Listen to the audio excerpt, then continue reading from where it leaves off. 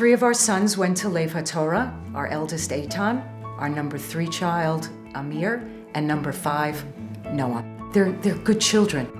And I believe we had something to do with it, but I think that a lot of it just was inside of each and every one of them. I think we stressed a lot. The Ben Adam LaChavera got them involved in Chesed. That was actually one of the things that attracted us to Lev HaTorah. I believe without a doubt that our children get their work ethic from their father. Their father is someone who gets up every morning knowing what his responsibility is, and he does it with real joy. So they've all searched to find something that they love. We couldn't be prouder of. Eitan's personality traits, let's see, very strong-willed, tremendous sense of right and wrong. He's a real hard worker. Eitan came back after yeshiva and he went back to college, took a break from college. He came, he served in Sahel, he came home, he finished college, turned around, went right back to Israel. While he was doing that, he looked for something to do. He wanted his own business and almost by chance fell into the restaurant business. He has a chicken wings restaurant.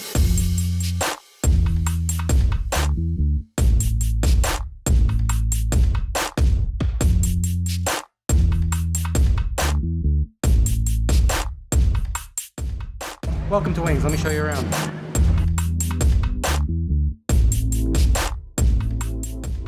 Hi, my name's Eitan White. I'm the owner of Wings, Israel's first ever wings bar. We have here wings made in 2 different types of batters and 12 different sauces. The idea to open this restaurant came to me a couple of years ago when I was hosting people in my house for Sunday night football with wings and beer. Everyone kept telling me how great the wings were and that I should consider opening a restaurant. At the time, it didn't seem to make a lot of sense, but eventually the opportunity arose, and so we have this restaurant.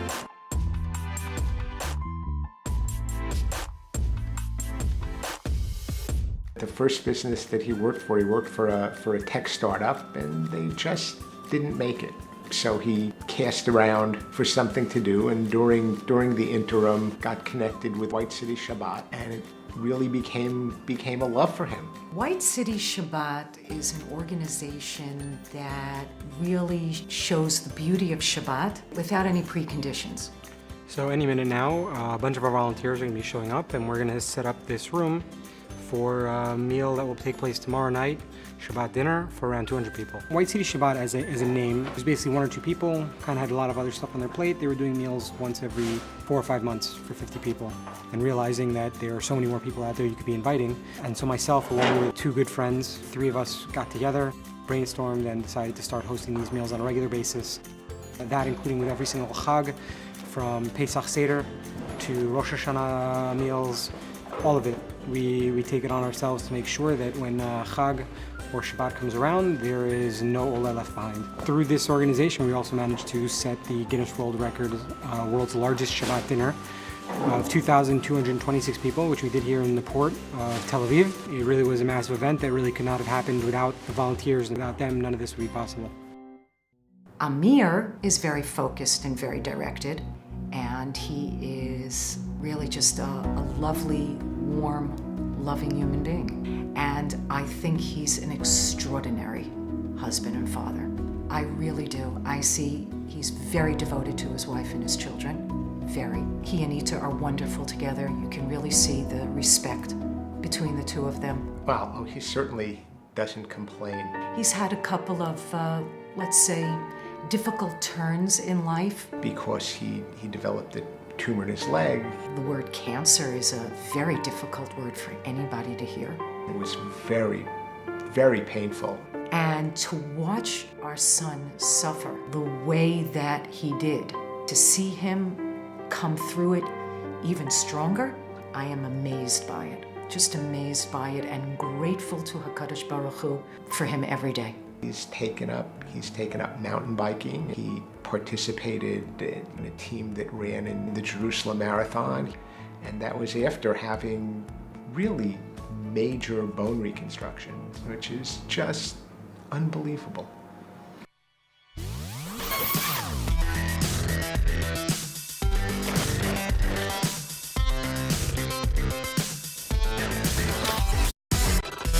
We are in the beautiful Honoree outside of Beit Shemesh on a mountain bike trail. Something I gave up moving to Israel was the winters skiing and snowboarding, which aside from being a lot of fun, we gotta love the adrenaline rush, and this mountain biking has definitely filled that void. I sit on the board of an organization called Years.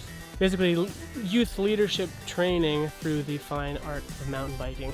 We take good kids and make them great, teaching life lessons and leadership lessons all through the lens of mountain biking.